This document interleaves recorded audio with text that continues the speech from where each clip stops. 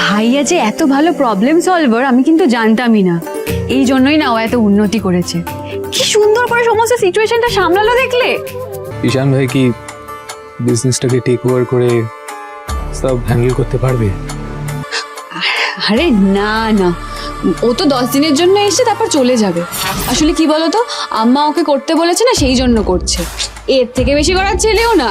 তুমি যদিও বলছো শাওলি যে ঈশান চলে যাবে, আমার কিন্তু বিষয়টা ঠিক লাগছে না।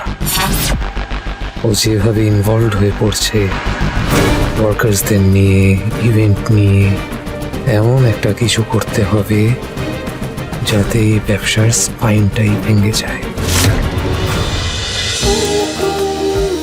কুমকুম সোম থেকে রবি প্রতিদিন সন্ধ্যে 7টায় স্টার জলসায় ও জিও হটস্টারে।